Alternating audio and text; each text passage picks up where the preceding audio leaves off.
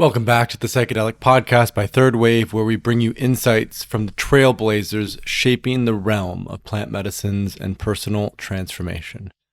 Today, I am speaking with Stephen Dinan, founder and CEO of the Shift Network. For me, ayahuasca has been very central, not just for my own personal healing and initiatory journey, but also for guidance around what I was here to do and how to do it, like the launching of the Shift Network. I had originally had the download about creating the Shift Network in a meditation retreat. I also did a lot of meditation over those years too. I sat like 10-day meditation retreats and used to meditate 2 hours a day before children and things like that. I did engage a pretty full spectrum of human potential movement, which is part of why Shift has cast a wide net and we work with a lot of different lineages. But for me, I haven't been super public about the plant medicine component because of legality and other misconceptions around it. But now that it's moving into phase where we're making public offerings, we've done psychedelic healing summits, we've lead trips to Peru. I'm stepping out more and sharing more about my experiences too. Hey listeners, this is Paul Austin, founder and CEO at Third Wave, and welcome back to the Psychedelic Podcast. In this episode, we explore the concept of spiritual cross-training, the role of psychedelic wisdom, and intuitive methods to achieve balanced success in life and business. Today, we have Stephen Dinan on the podcast. Stephen Dinan is the founder and CEO of the Shift Network, a global online resource for transformational education. Stephen and I first met at a festival called Yearning Man. Think Burning Man, but on a much smaller, more curated scale. And I invited Stephen on the podcast because I wanted to learn more about the Shift Network and also dive into his personal psychedelic and spiritual journey. So in this episode, Stephen and I go deep into our shared story of spiritual awakening through psychedelics, various ayahuasca lineages, and the role of masculine and feminine ceremonies, Stephen's lessons from the Shift Network's 40-day program featuring 40 spiritual leaders, and the challenges and joys of running a medium-sized business. Stephen's insights on spirituality, masculine versus feminine leadership, and his unique method for crystallizing vision into action are absolutely worth the listen. Stephen Dinan founded the Shift Network in 2010, impacting over 3 million people across 170 countries through training programs featuring 250 core faculty and over 3,000 thought leaders. Topics span spirituality, holistic health, psychology, and more. Stephen holds degrees from both Stanford and CIIS, and he's played pivotal roles in groundbreaking initiatives at organizations like Esalen and the Institute of Noetic Sciences. An esteemed global speaker, he's also the author of Sacred America, Sacred World, and Radical Spirit. I really think you're going to love my conversation with Stephen. He offers incredibly thoughtful insights, wisdom, and stories on psychedelics, spirituality, and business. But before we dive in, just a reminder that if you haven't already, to follow the Psychedelic Podcast on your favorite podcast app. You can also help others find the podcast by leaving us a review. All right, that's it for now. I hope you enjoy my conversation today with Stephen Dinan. Hey folks, we're back with the Psychedelic Podcast. Stephen Dinan is joining us today. Stephen, welcome to the show. It's good to see you. Pleasure to be here. Thanks for inviting me. So Stephen and I met at an event called Yearning Man, which, how would you describe Yearning Man, Stephen? I'll let you take that one. It's sort of like a boutique camp from Burning Man, where you sort of take like a sort of curated group of people and more intentional about deepening of community connections and also working with some plant medicines in a lighter touch way that facilitates a deepening between people. Yeah, there were probably about 100, 120 people. We were at a place called Two Punch Palms, which is a nice place in Southern California. They've set it up as a nonprofit church, and gone through that whole process, which I think is just so interesting in terms of what's now feasible from a psychedelic perspective. And it was the second time I had gone. I think it was your first time. And I just find a lot of the relationships and connections formed there. It's a very LA, San Francisco crowd, like Cali crowd.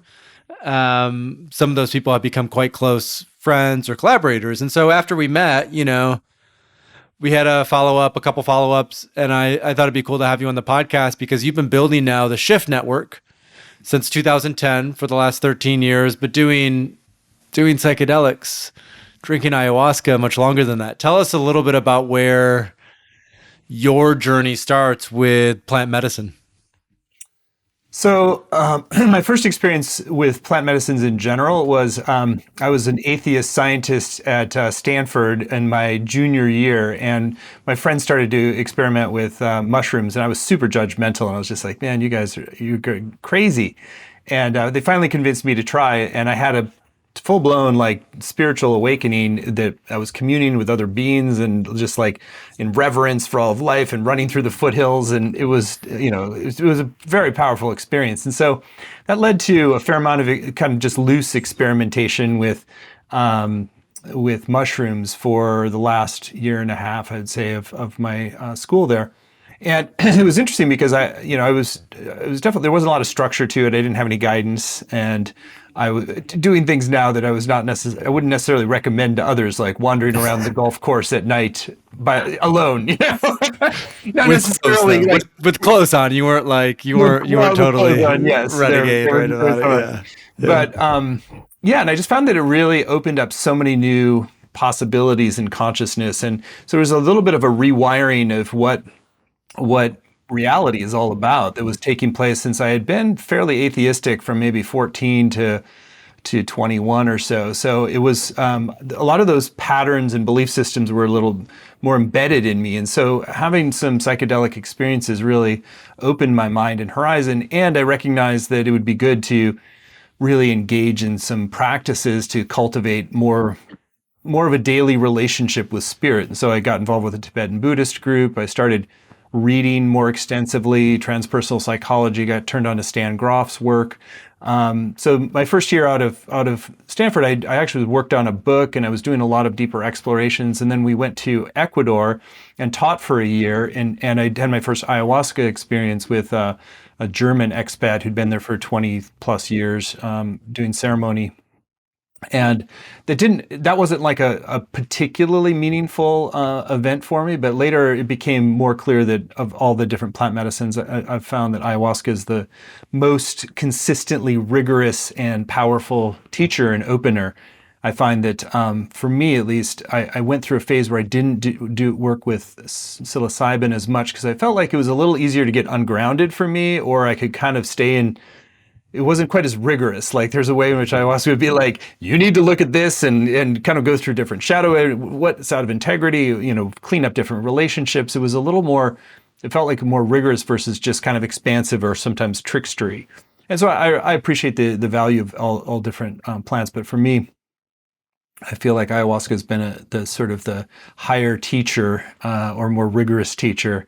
And so I ended up working with the Colombian lineage. I sort of phased out the working with mushrooms for a decade or so, or maybe even longer. But then I did take up with the Colombian lineage of working with ayahuasca, and there's a lot of value in that, but they're a little bit more there's more warrior energy. It's masculine led. A lot of the lineages are masculine led. The medicine can be very fierce, and sometimes the ceremonies were rough and really, really tough. And so I had a kind of a longer stint with that and, experimented here and there with other things, but then eventually sort of found my way to working with particularly women-led circles. And so I found that actually created a nice balancing out, and there was sort of more of a gentle, embracing, sort of less warrior energy, less fierceness, and more sort of sweetness in many ways. And I found that longer arc has been more operative for the last, decade or maybe 15 years or so. And then I've had direct experiences also in other places like Peru, working with lineages there. We've actually started leading trips as a company to work with plant medicines with our primary teacher there, Puma, who initiated both within Wachuma and ayahuasca. So there's a lot of different, forays directions you go, but I would say that for me, ayahuasca has been very central, not just for my own personal healing and initiatory journey, but also for guidance around what I was here to do and how to do it, like the launching of the Shift Network and how to roll it out. I had originally had the download about creating the Shift Network and a meditation retreat. I also did a lot of meditation over those years too. I sat like 10-day meditation retreats and used to meditate 2 hours a day before children and things like that. So, Wow. so I did engage a pretty full spectrum of human potential movement, which is part of why Shift has cast a wide net, and we work with a lot of different lineages. But for me, I haven't been super public about the plant medicine component because of legality and other misconceptions around it. But now that it's moving into phase where we're making public offerings, we've done psychedelic healing summits, we've lead trips to Peru. I'm stepping out more and sharing more about my experiences too. So you mentioned you were an atheist from the age of 14 to 21. I'm noticing a lot of parallels between your story and mine. Similar, age when we first worked with psychedelics. I was also running around some type of foothills on the coast of Lake Michigan. Not golf courses as much, sand dunes. But, what was before that? Were you raised religious? Did you go to church? What was the context before like becoming an atheist at the age of 14? Yeah, it was kind of I would say like my parents were very kind of wholesome people. They're sort of, very moral, very upstanding virgins when they got married.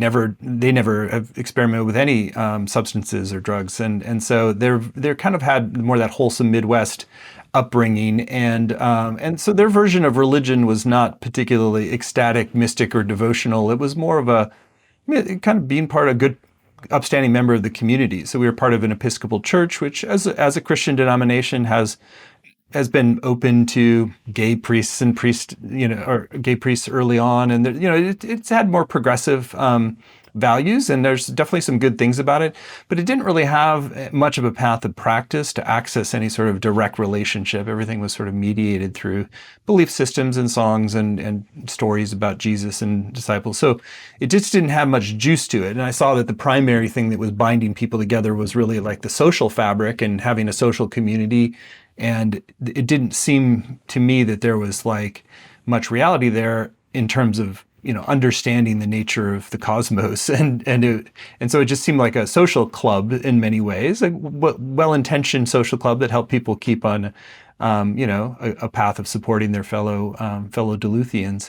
But it didn't really have a lot of juice. And as I got deeper down, different philosophical and scientific explorations, and I just felt like science was much more reliable, and there wasn't a lot that I had access to around scientists who were really taking seriously deeper notions of spirit, divinity, or God. There was more of that current of, to be a true scientist meant eschewing any sort of religious or spiritual impulse. And so I sort of took that in and made it my own, really. Did you ever spend time in the Boundary Waters? A little bit, yeah. We not a lot. We used to camp a lot, but we went there a couple times and had a few 3 or 4 day trips in. But we would camp in the wilderness, every other weekend in the summers. I mean, in Minnesota, you spend as much time as you can outdoors in the 3 months that are gorgeous. Is Duluth by the Upper Peninsula? Is it like over it's in that direction, or is it 6-hour drive away? But it's similar because it's on the tip of Lake Superior, so similar kind of ecosystem. Yep. Okay. Yeah, I went on a trip. I think when I was 16, we drove up through, because I grew up in Grand Rapids in Michigan. So we drove up to the UP and over to Eli, which is sort of the entry point to the Boundary Waters. And we did a week in the summer back there. And you portage canoes in between these different little lakes. And it's beautiful. We camped out, and, I was with my dad and 2 of his friends from the university that he taught at. And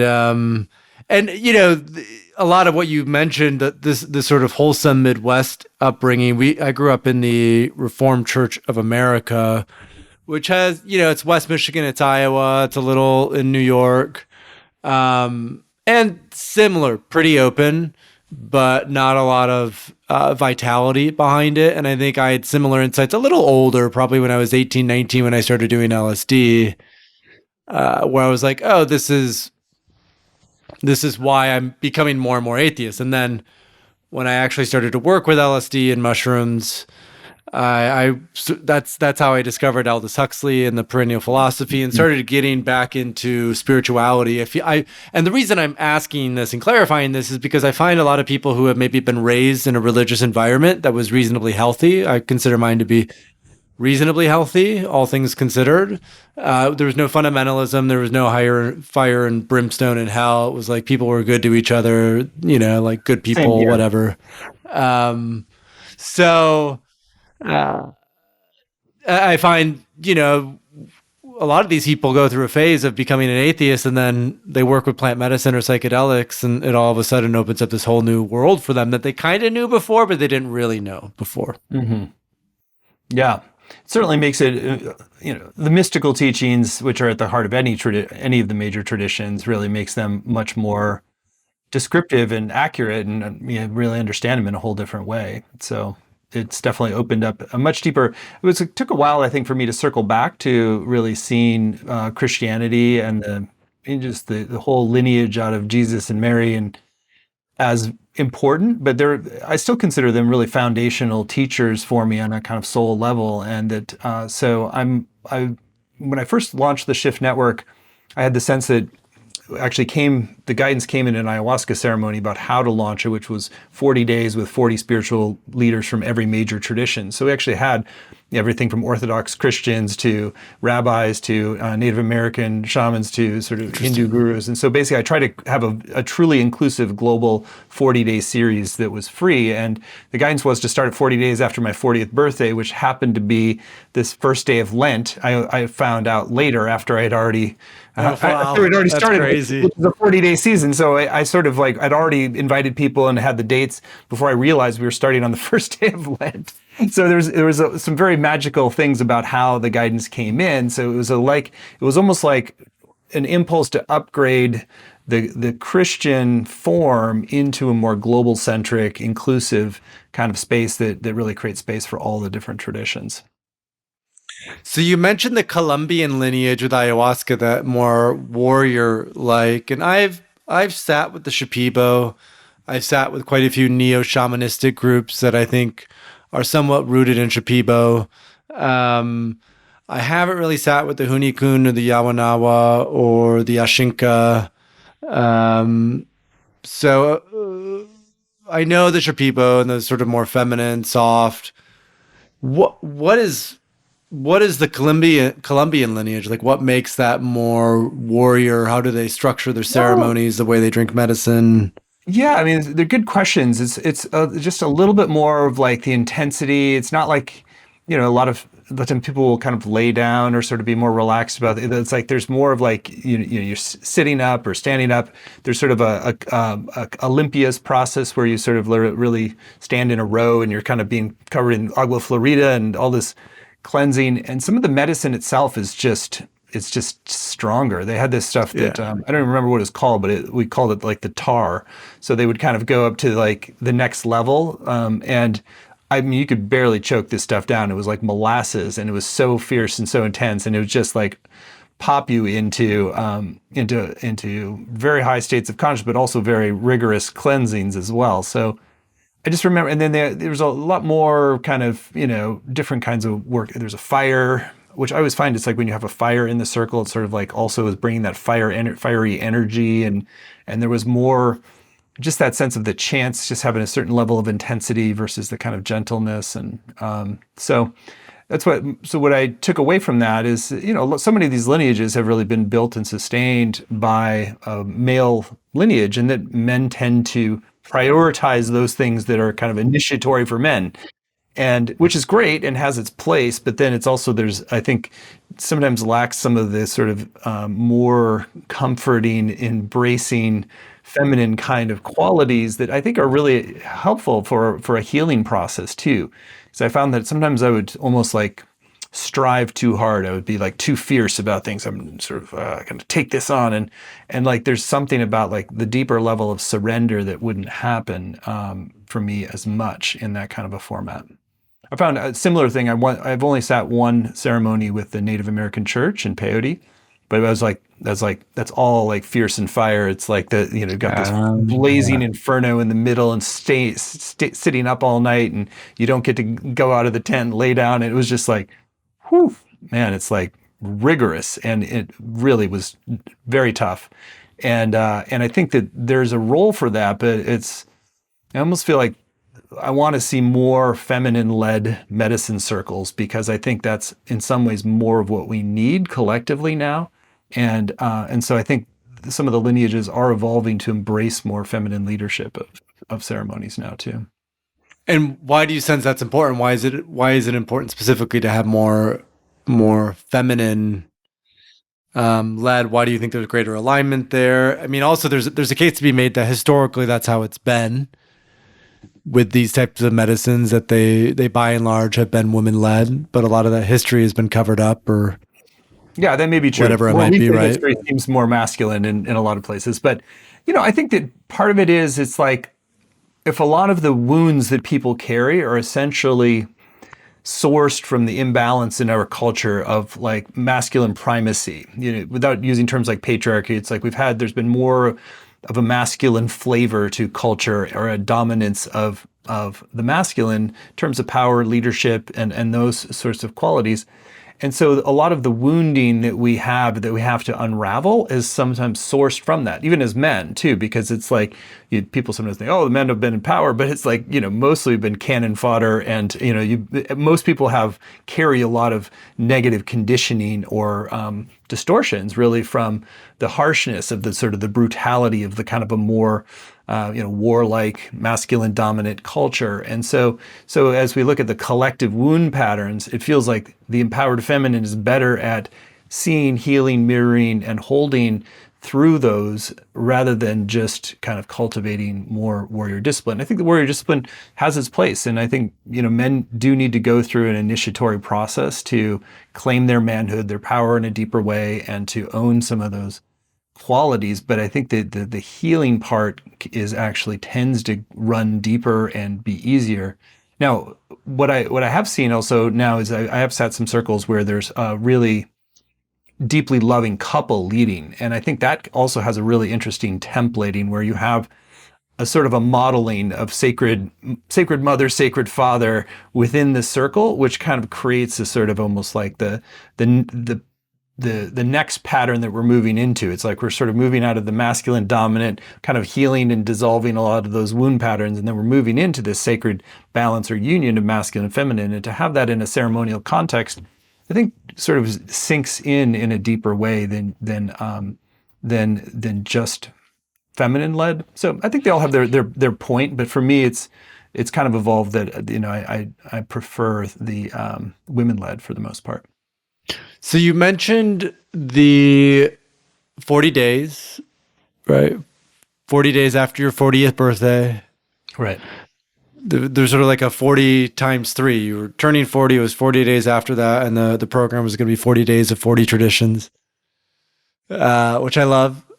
Tell us about a few of the traditions that are maybe surprising, or that would maybe be less known, that you chose to weave into that. Like, who were some of those teachers or some of those folks that, as you were doing that research and looking into, okay, which 40 traditions do I want to bring in? Which ones surprised you or were interesting that you had never known about?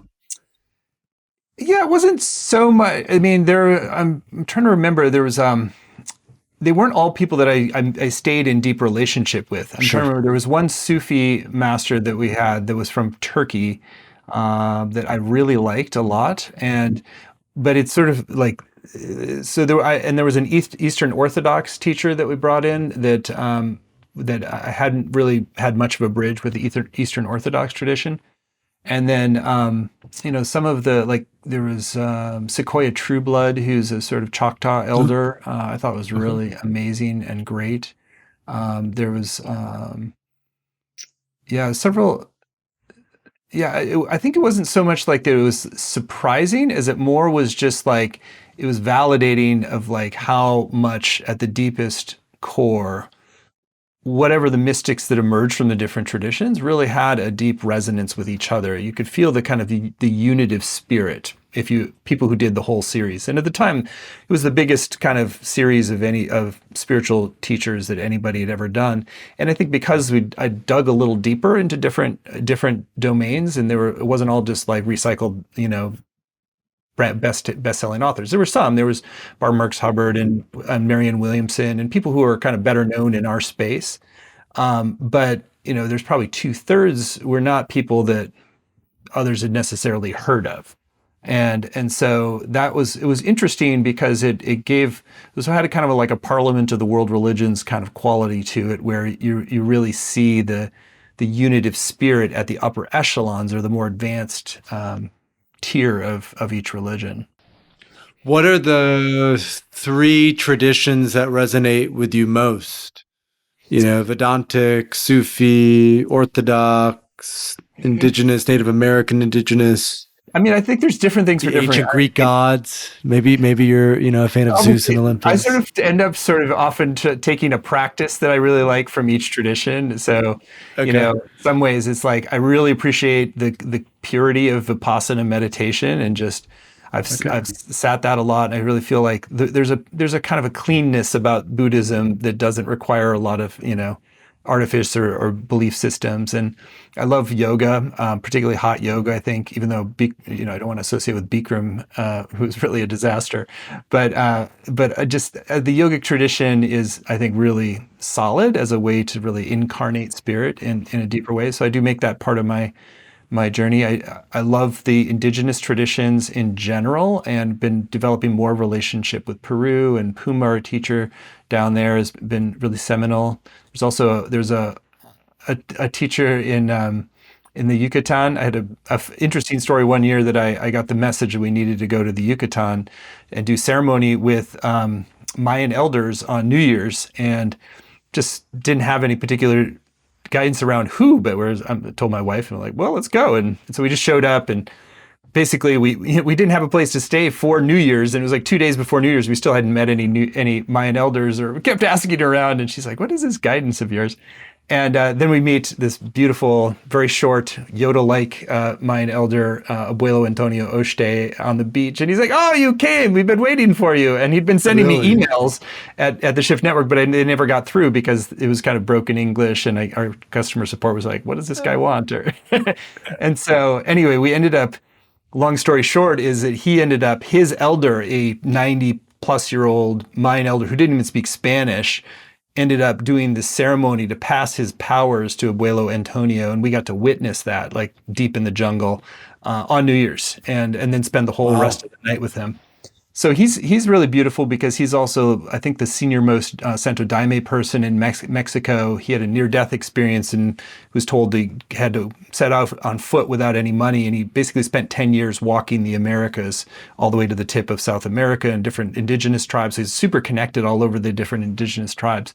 So he's a really luminous being and works a lot with different plant medicines.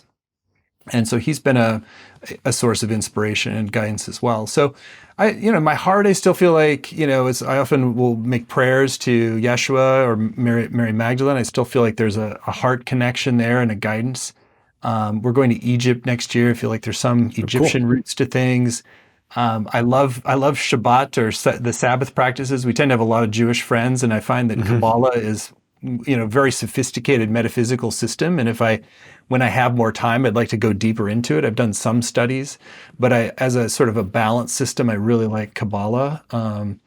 And then some of the Sufi poets are just really touched and moved me as well. So I try to, I think you can stay within one lineage, but nowadays it's really like you can take the best in some ways of what each has to offer. I used to use a term called spiritual cross training, that I feel like sort of like physical cross training is like each tradition is going to work you in a certain way and help you grow and open in a certain way.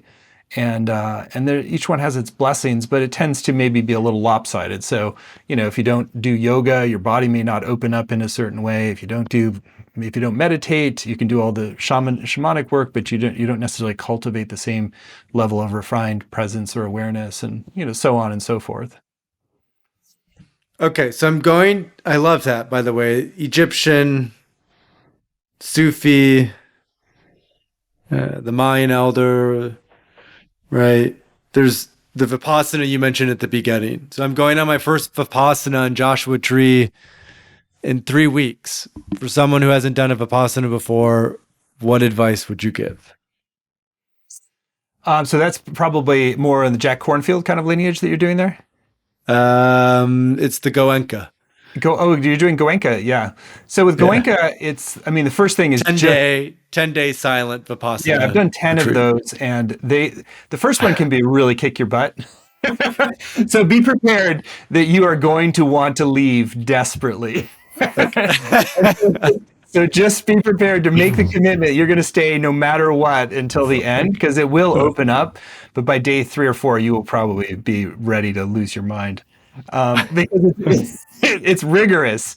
And the thing that the one thing that felt like a torture chamber the first time I sat was they have sittings of adittan, which are strong determination, which basically you try not to move for an hour. Like, so you're already, your body is cooking, pains are coming up, all this stuff. And then you're trying to sit without like literally moving a muscle for a whole hour. And it's like turning the heat up on the stove, and things just start to boil over. And at first I was like, what the hell is this? This is like sort of weird, sort of Buddhist torture chamber, hell realm. And I was just like, my body's breaking down. And it's just like all this stuff. And then when I really got like how powerful that practice was to sort of really cultivate equanimity at a cellular level of whatever's emerging in your body, then eventually I've done sittings of 3 hours, where without moving a muscle. And it really cultivates a capacity to let things burn through and cook through you while holding a steady presence. So if you can kind of, just embrace that there's a real power in it, which at first it'll be like, you're like, no way, I can't sit an hour, because it's just like there's so much that starts cooking as you just day after day. There's so much that's boiling up, and you just want to escape. But you stay in the ring, do the adittan, and it eventually is a very powerful practice to cook things through. But it's hard to stay in the room at first. Have you done dietas before, like ayahuasca dietas, longer periods of like silence? Nothing super substantial. I mean, I've done 4 ayahuasca journeys in a week before, and I've done certain amount of preparation and follow up with, but never like I've never done like a 21 day or something or things like that, which I imagine would have something similar. You'd probably have something similar that emerges. Well, and so I sat with the Shipibo in Costa Rica at a center I love, Brave Earth, and it was 10 days of silence with 5 ceremonies. Wow. Right. So rigorous. No eye contact, no, 1 meal a day, very bland and very plain. But I brought my violin. You could play music, you can read, you can write, you can go for walks in nature, like the ceremonies are and were at times intense. But with Vipassana, I was talking with a dear friend of mine after that who's done both Vipassana and dietas. And he's like, Vipassana is another step up because there's nothing to hide within. There's no way to distract yourself. There's no distractions. And fuck. It sounds hellacious, but I tell you, let's do it. By the end of the 10 days, it's like every single retreat that I did of those 10 that I did, it's like I did not want to come out of noble silence. It's like that was my feeling too. With the dieta, my feeling it was just like, these ecstatic realms, and just like there's like this ring of awareness that can just be like zhoo, zhoo, up and down your body, and it's just like ecstatic ring, and it's clearing things as it goes, and it's just like the level of purity, and I had some most amazing spiritual openings in my life, and you're just sitting in this pure noble silence. It's very powerful, and so It's rigorous, but it gets the job done. There's a payoff, so to say. You notice it was the same for me with the dieta. For the 2 months after the dieta, I was in an impeccable state. It felt like, and then it's like I went back. I was in Costa Rica for 2 months. I was living in the jungle. We did a retreat, all that, our own retreat. But when I came back in everyday reality, it's like you get beat up a little bit. And so what I've learned is, and I've wanted to do a Vipassana for 10 years, and I was looking for one at the end. I was like, all right, I have this weekend open at the end of October. And I knew it was 10 days. And I'm like, there's something in the States that's close by, I'll go to it. And it turns out that Joshua Tree, the one in Joshua Tree, which is about 2 hours away from where I live, just happened to offer one at that time. And so it just sort of felt like, okay, this is super easy. It's working Super out. easy. And Great. Well, I'm I going to look go with forward to it. hearing how that goes. I mean, I feel like it's been such a blessing. And the other thing that's really nice about that lineage is it's super pure around like, you don't get charged up front. It's like the whole thing runs off of at the end. If you feel like you got enough benefit, you contribute to enable the next people to come, which is a really beautiful purity about it, that you're paying for the next person or you're supporting the next person rather than paying for yourself. So it creates an intrinsic sense of generosity and service that's really quite beautiful. So let's talk a little bit about the Shift Network. We already touched a little bit on the launch. You launched it in 2010, 40 days. It's the 40, 40, 40, 40, 40 sort of synchronicity. 40 quadrupled, four to the thing of four. We got a lot of fours going on here, Stephen. I don't know what to do with all of these fours. So it's now been 13 years. You've been building this. You have, I think, over 1,000 teachers that have been on and taught courses. You have one of the biggest transformational networks online. What has it been like as a CEO, first and foremost, the last 13 years building and growing the Shift Network? What have been some of the things you've most enjoyed, but also what have been some of the greatest challenges? Yeah, I mean, I think what the things I most enjoy are really where I feel the most like what we built serves humanity is like breaking out teachers who otherwise wouldn't have a global audience. Like Puma Quispe Singona, who's our primary teacher in Peru. He was trained from a young age by his grandfather to carry on the lineage. Like 6 years old, he started training, and his grandfather would tell him he was going to be a world healer someday. And he had no idea what that even meant. And he was running a tour group company that was fairly successful, and then things went on the fritz with COVID. And so he was like, they were like literally running out of money.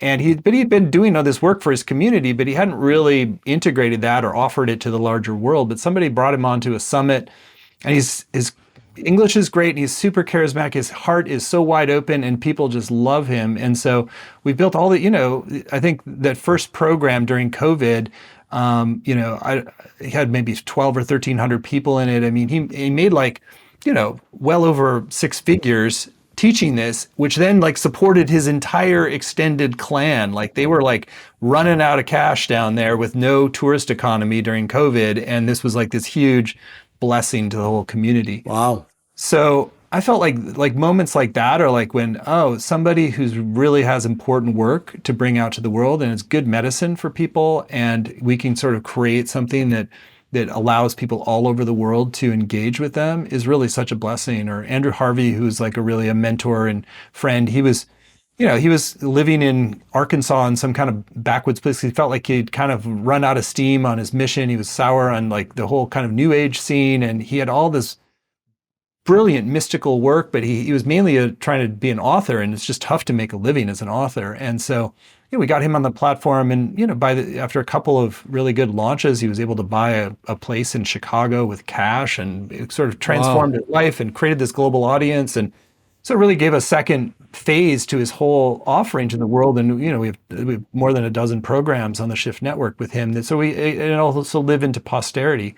We did a program before Stan Groff had a stroke, where we just really got him to do a Way of the Psychonaut, that would be like a sort of a compendium of his deepest thoughts on a whole range of things. And so we have this beautiful asset now that is, essentially unreplicable because he's no longer teaching. So I think that, it's those teachers that it took a long time to find. It's like when you started off in 21, start reading this book, Stan Groff, and go to CIS and start do this, and you kind of have to follow all these little trails, or down to Costa Rica or Puma. And I was talking about Abuelo Antonio Oshte and what led me to him, and we'll eventually do a program with him as well. And so there's a way in which it takes a while to really find the wisdom keepers. They're not necessarily always the best at marketing, or they're not necessarily on Oprah, and they don't have the New York Times bestselling book necessarily. So there's a tendency sometimes to just showcase whoever is already famous, if you will. And there's good financial reasons for that. It's easier to run a business that way. But I feel like what what I'm most proud of Shift is when we really find these gems of teachers who other people otherwise wouldn't be able to connect with, at least at that global scale. And sometimes they're not the best at self-promotion. They're not the best at building an engine. They just want to share their wisdom. And when we can really build something around them, I feel super proud and really happy that's like our fulfilling our dharma in the deepest way. And some of those teachers are often the ones that I make the most profound personal connection with as well. So in terms of things that have been hard, is like as things scaled up, it's like when I got the download in the Vipassana retreat about creating the Shift Network, I didn't really have any aspirations to create a business. It wasn't like on my roadmap. It was never part of my personal vision to create a business. And I was much more of a scholar, thinker, writer. And so, there's a lot about business that can be intense. And, I've had to deal with a couple of lawsuits. There's like the things that it's like HR issues. We've had up to 100 employees at our sort of apex, and we've had to shrink some because post-pandemic things shrunk. And so then laying people off was like, whoa, that's really intense. And so, and also some of the financial pressures too. It's like if you've got a $500,000 payroll, it's like there's a lot of people whose lives and mortgages and children, everybody are like depending on your good decisions. And so when I make a wrong call and do a launch with somebody who fizzles, or this, something falls through, and it's like, so it's like kind of walking this tightrope of building, reaching more people, and also having a lot of my shoulders, which was more than I originally sort of ever envisioned. So, I think that those kind of stressors have been certainly a challenge to bear, and the blessing has really been to, I think maybe the one thing I didn't say is like getting to be super creative and visionary. So to like create things from scratch, like just a few months ago, I got the hit that we needed to activate this trip to Egypt. And I was like, okay. And then I started asking around. Turned out Isis, who we know is like activate all these trips to Egypt without any business. So she says, I'm in. Whatever you want me to do, I'm in. And then other people start falling into place, the faculty, and we just went live with registration. We already have more applicants for the pilgrimage. Wow. Pilgrimage, then we have slots within 5 days of launching it.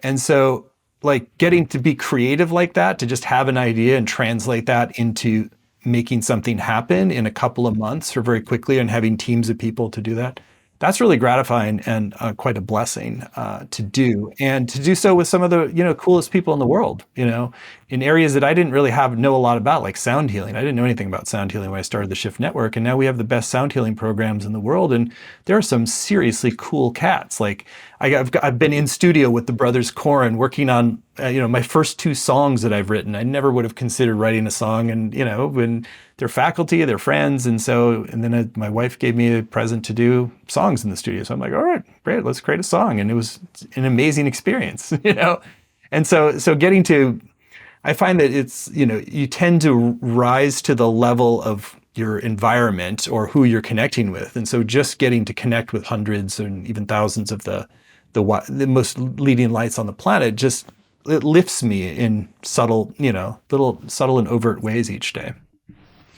So what you brought up is interesting, which is like, out of the many things, one of the things was when you have a download and insight, you're like, we should make this happen. It could be a very quick turnaround and time frame because you already have an audience built, you have a community, you can put it out there, and it can do really well, or sometimes it doesn't go so well, right? So kind of like what you had mentioned, there's a lot of responsibility in that way. How do you discern, what's your process for vetting and discerning which launches you move forward with and which ideas get killed, basically after discussion or reflection? How do you kind of navigate that? Yeah, I mean, so there's things that are more like within the calendar that we have. So we have usually 3 launches a week going on. And so we have 12 different verticals. We've consolidated a little bit for next year. So we have 12 different verticals. There's a launch each month and with one of them. So we have sort of a top 10 people in that vertical. Then we're trying on new talent and assessing them and for a variety of things. So we basically have a process of multiple people vetting, putting, estimates of likely outcomes and assessing the quality, all that. And then they kind of move through this green lighting process and eventually get a slot. And so So that's like a little bit more structured. And where the new things is where there's sometimes more tension, because like I'll get a hit like, oh, we need to do Egypt, and the team is like, oh God, no, not another trip. We don't know how to do trips. And so then I kind of do it a little bit on the side. I turn into a partner. So Isis is producing it through her company, and we're just marketing it. So it didn't put as much burden on the team. Got it. So Smart. creating fundamentally new things, which is part of being the visionary and CEO, is it does create tension, because the bigger the system is, the more everybody knows how the existing things work, and so new things mess things up. It's like, so now we're talking with this woman Jyoti about a psilocybin guides program, and that would be a totally different structure than anything we've done, because it has online components and practicum components. And so then it's like, people have to figure things out, and it kind of breaks systems down, and you get sort of, what I find is that we're kind of now like in that middle stage of organization where there's more momentum with everything that we've done. And so if you're introducing new elements or new patterns that don't fit the system, then that creates like tension and stress patterns. And so there's a cumbersome aspect about sometimes middle-sized organizations that it's hard to avoid. So trying to like balance that is like, my commitment is to the best degree possible to make Shift a download-led company, to sort of, I'm trying to tune in what is the highest use of our time and energy and focus. And so I'm asking for guidance all the time. So the trip to Peru that we started with Pumo just came really clearly, and actually a meditation that he was leading, and he said, connect with, on an intro call, connect with the spirit of ayahuasca and just ask for any guidance. And I just say, boop, it's like, you need to activate a trip to Peru. I'm like, oh no. Because and so I get those things a lot. And so I try to like basically do like a 1-page overview. I start to find pieces come together a little, so that I can get more like organizational buy-in. Because if I just like keep throwing things into the organization without people kind of bought into the concept, it can create some less desirable patterns. So it's a tension thing, It's like, I just as an example, I was sitting at a ceremony recently, and I got this whole thing around, you need to activate a healers camp for Ukraine and bring the best healers in the world to train the Ukrainians, so to work out the trauma. I'm like, I don't know where that's going to fit in to what we're already doing, but it's sort of like I'm sitting with it at the moment. It's like, okay, well, it's a good idea, and I don't want to like overwhelm myself either. So Yeah. Activating 100 healers to go and train 1,000 Ukrainians who then help to dissipate the war trauma, I think that's a great contribution to humanity, but it takes a lot of time and effort to do.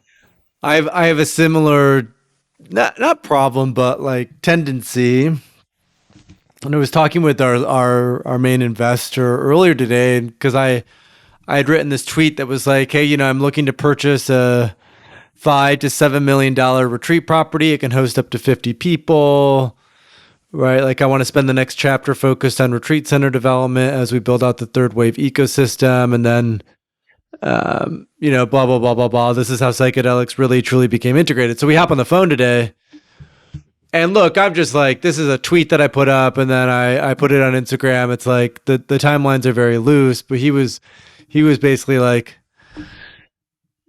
because I was expressing, I do so much tech stuff. I'm behind the computer all the time. I'd really like to build something with my hands. I just read Elon Musk's biography over the weekend. He's building rockets. He's building cars. I'm like, there's just something that I am like really wanting about like a physical place, being in person with people, touching things with my hands. Yeah. And this guy, he was like, yeah, it's enjoyable for like 3 months or 6 months, but a lot of people, they find there's a reason we moved to the tech stuff. And I was like, I can see that as well. So where we landed was like, I wanted to do this next year, and I'm still going to start looking for places. So if anyone's listening to this is like, I know a great retreat property that would be perfect for this, holler, because part of what we're going to do are more and more retreats, and I just like to have a home for those. It's just a matter of timing. It's like the best time to buy a center is when you're doing so many retreats. It's a no-brainer to like just have your own place, right? Yeah, that makes a lot of sense. I had a similar kind of download in Peru last year, where it came in to create a center, the Medicina Sagrada, that would be kind of like a premier plant medicine center, working with all the different major indigenous traditions and in the Sacred Valley. And I started, there's a lot of details that have been coming in around that, but it's what I find, it's like it's helpful to crystallize a vision in a one-page summary and don't put a timeline on it necessarily, but just sort of let it be an attractor, and then you start to see like who shows up when, and it's like then things start to coalesce. If there's one thing that's been shifting for me in my 50s, I'm 53 now, is I'm starting to really align better with organic timing. I think there's a sort of a natural impulse in a sort of, particularly a male body, is there's a lot of drive, I'm going to make things happen, versus like there's that really the deeper listening of like when does the universe aligning for it to for something to happen. And so I like to have these one-page summaries of all these different visions, and I usually park a domain, I do a one-page version, and then I kind of try to listen for when the timing is lining up, or when something is lining up. And some things may not manifest, but it's like if you've got that vision, you're holding it, you're sharing it, you'll pull in the right people in the right time, in the right location, you know? I love that. Yeah, it often is a matter of timing. Patience is helpful, and this is a theme that came up, right? We're talking about sort of masculine ceremonies versus more feminine ceremonies, being in the waiting, being in the question, being in the inquiry.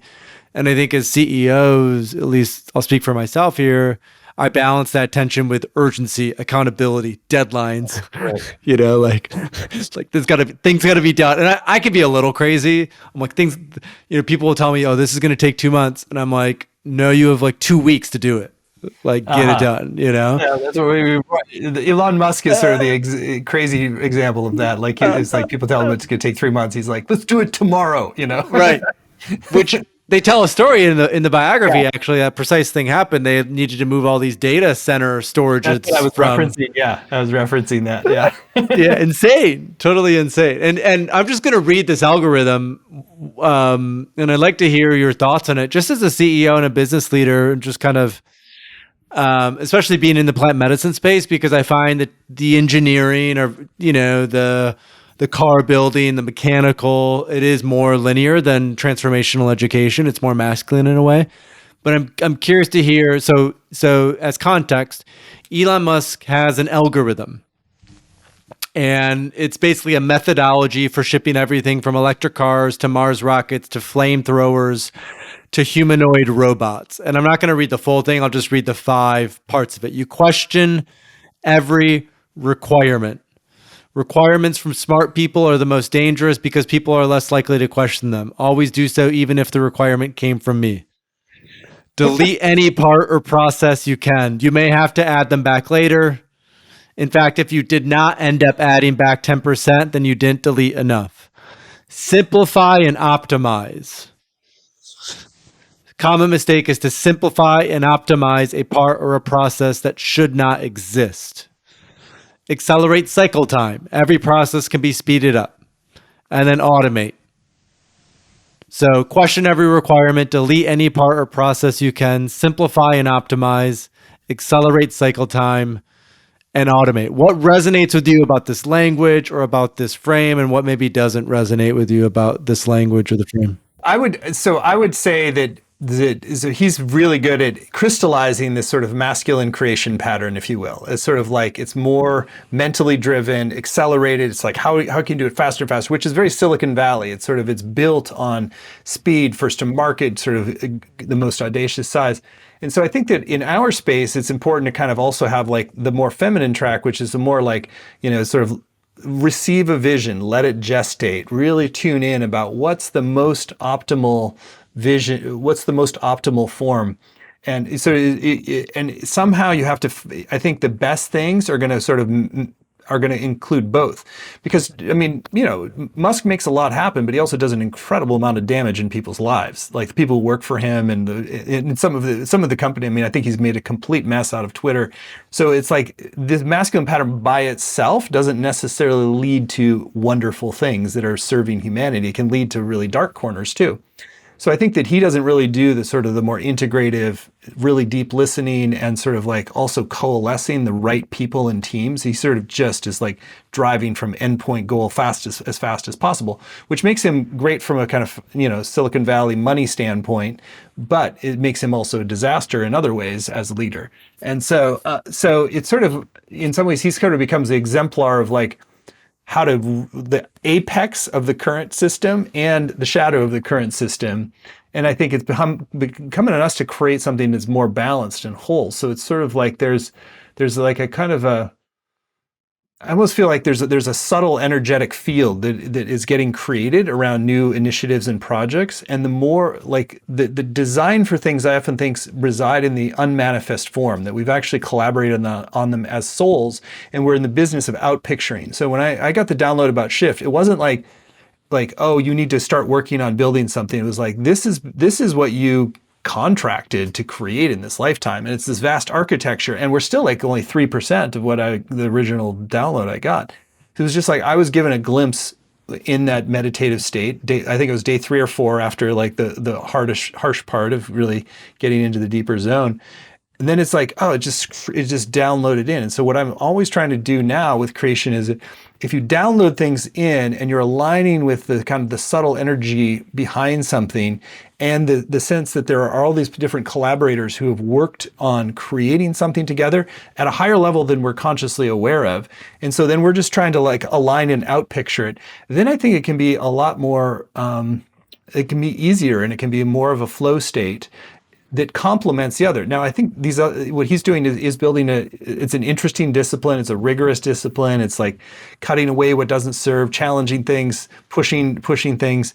And this other process, I think, is really vital. So I don't know exactly how to balance those things, but in a way, I think that's sort of what we're aiming towards, is like, can we integrate both wings in a way that actually leads to really integrated whole systems that aren't built on suffering of one kind or another, like, forcing people to have meetings away from their family and sleep in the office and Saturday night. It's like, that's brutal to families, and the amount of damage that Elon Musk has caused the families of his employees is enormous. He's probably, there's going to be tens of millions of dollars of therapy required for some of the people who are kids of his employees, and he's also created breakthroughs in multiple industries. And I always will give him credit for like really electric car adoption. It's like, we would not be where we are without the Tesla.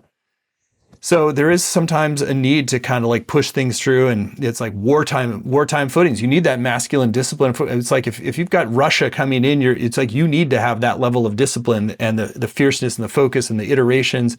Like that's required. And if you're building a growth center for human awakening and flourishing, it's got to have this other component too, or else something's going to tear in the fabric. Right. Yeah. And I think in some ways, like, the future is, how do we do both, right? How do we now, like Elon, and I bring up Elon as an example because I think in some ways he's more likable than Jeff Bezos and Warren Buffett and even Steve Jobs. And I think on another hand, he's, I wrote, he's a somewhat benevolent autocrat. Like a somewhat benevolent autocrat, right? He really does and has done things that are great for the world and will be great for the world. I truly believe that. And like you said, and I think he's aware of this, it's like there's shadow that he has, his demon mode, as they call it, where like it can cause and create a lot of havoc and damage. And so it's like a lot of the employees that he ends up attracting are people who don't have families. They're single men who want to like go and be really intense about it. And as soon as people start to have families, they're like, forget it. You can't have both. And I think the future that we're envisioning and dreaming and helping to create and build, it's like it's fully integrated. And that vision, I don't think, is integrated. It does one thing at the cost of another. We have to raise families in a great way. We've got to have like really deep, sacred relationships with our beloveds. We've got to create systems that are really healthy and whole, and ecosystems. And it's like, so, I think I see him playing a certain role, and I don't think he's going to be one of the primary leaders leading us to the future that we really need on this planet. He's bringing in some important pieces, and he's also creating some toxic patterns that we're going to have to outgrow too. Okay, last 5 minutes. We're coming up on time here. final question that I have for you is vision of the Shift Network, right? Like we know it as this transformational educational platform. You have a lot of different teachers and courses. You've started to do some incredible retreats and events. You've been on this path now, I mean, building for 13 years, but gestating many years before that. You know, if you look 20 years from now, what impact do you want the Shift Network to have? How do you see it continuing to grow and evolve? Yeah, so my inner guidance is that we need to focus on reaching 100 million people. We have about 3 million or so on our list right now. 100 million people really liberating their potential. And so this first phase, we've created a lot of courses in different verticals, different wisdom streams. Those are each going to evolve into schools, more professional schools. Like we're just doing year one of a school for evidential mediumship as an example. Very niche, but when you really give people evidence that you're talking to somebody on the other side, that you can have a life-changing experience as an example. And so there's all these different niche specialties within the transformational world that we want to empower with schools, basically, kind of online schools. And so that's kind of like the maturation of this education phase. Then we kind of move into more of a media phase where we create more media that's really just designed to outreach in different ways. Then like the phase after that is creating hubs of local centers, the shift hubs, shift centers that are where people convene in real time, real spaces. And I think those will probably include a plant medicine component because it'll probably be timing wise about when things start to legalize. And then more like full, residential villages of the future sort of thing that was part of the original download. So we're kind of in the later half of stage 1 out of 4 stages.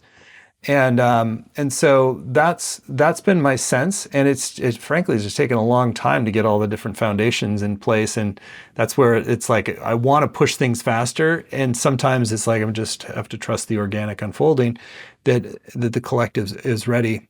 And then, there's a lot of detail within that, have a more unified membership program, eventually have Shift World where people can kind of engage each other in a virtual time and space. And it sort of allows them to try on new identities. I've been working on a wise AI vision that would be sort of a potential spin-off that would be, training AI on the wisdom content of humanity and basically having... So that would be, so there's some things that will eventually be kind of more like spin-off companies. And like the work in Peru, this Medicina Sagrada, I got the sense that's supposed to be a separate company, but primarily indigenous owned. So like have 51% indigenous ownership for a council to do that. So there's like some different structures and forms that want to be created. And, but I think that the long range is what we're really here is like to sort of bring together all these different threads of the transformational movement and showcase and amplify them and partner with, the people who are doing good work in each domain and really sort of provide this kind of, it's almost like a nervous system to sort of distribute more awakened consciousness and practice. And, and we've talked about, we could potentially collaborate on a school for psychedelic healing, or there's these different schools and a platform for different schools that can have their own identity and sovereignty within a larger framework that I think is part of where things will go technologically. And and then I also feel personally, I want to spend more time on empowering other visionaries. I do some side coaching and empowerment, and I find it really gratifying because I don't have to take. It's not the heaviness of my own operational responsibilities in making this happen, but it's like somebody else has got a piece of the puzzle that's really important, and just empowering them to really shine and step up is really gratifying. So I want to create like a school for visionaries as part of it. That's more like imparting what I know about how to build and grow into different visions. Stephen Dinan's Academy. Is that what you're going to call it? The Academy? Something like that. Yeah. There you go. I like that. Stephen, thanks for joining us. Like as a final close, if folks want to learn more about the Shift Network, if they want to learn more about your work, if you want to point them in any way. Yeah, just the shiftnetwork.com. I mean, I do have a stephendinan.com, but I frankly haven't updated it in several years. And so I'm just not really on it right now with my own personal brand and stuff. But so, it's the easiest thing is to get on the Shift Network email list and see what's coming up and check out the website. And, there's a lot, we didn't really go into all the different stuff we cover, but we have qigong teachers, we have energy medicine teachers, and intuition teachers. We'll have, things on kundalini or shamanism or, we're doing a druidry course this week, or that's Cool. going well. It's like so we would try to like have our I gotta fingers join in that. the Get me on the list for that, Stephen. The druidry yeah, course. which is actually really cool. Like I was really pleased that we found a great druid, and it's actually a really rich tradition of like, oh wow, this is actually right at the heart of what. That's the Merlin tradition, right?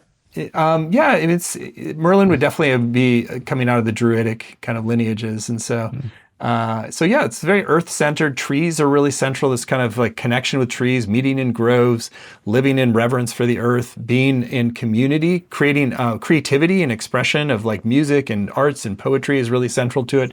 It's actually a really cool tradition. So it's like things like that are fun to learn about and dive into that I didn't know much about before. That it's like a lineage that kind of got so squashed by the Christian church, but it was, had thousands of years of practice in particularly British Isles.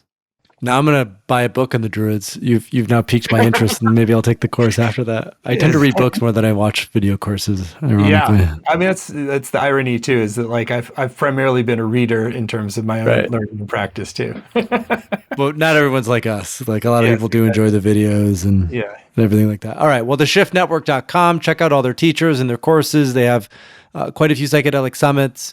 I'm sure we'll be supporting another future one. And Stephen, I just appreciate you coming on the podcast and sharing some time with us and some wisdom. Awesome conversation. Thank you for leading the way and really doing some really visionary stuff in the psychedelic space. This is fun. Thanks, Stephen. Hey listeners, Paul here. I hope you enjoyed our episode today with Stephen Dinan. Remember to head to thethirdwave.co/podcast and go deeper into this episode with full show notes, transcripts, and all of the links that we mentioned in this conversation. That's thethirdwave.co/podcast and scroll to episode 220 with Stephen Dinan. What moved you in today's conversation? What inspired you? What new insights did you generate? Do you have more questions? Continue to dialogue with us in Third Wave's community forum at community.thethirdwave.co. Sign in or create an account first. Once you're logged in, navigate to the Psychedelic Podcast and leave us a comment. And while you're at it, check out the rest of the platform to find support, generate meaningful discussions, and get a chance to check out high-quality education, resources, and providers across our global ecosystem. You can sign up for free at community.thethirdwave.co. We hope to see you there. Thanks so much for watching. For a deeper dive into the power of microdosing with complementary practice and extra guidance, check out our best-selling microdosing course. It's a science-based protocol with dozens of best practices so you can customize your protocol to your unique needs and goals. Check out the link in the description below.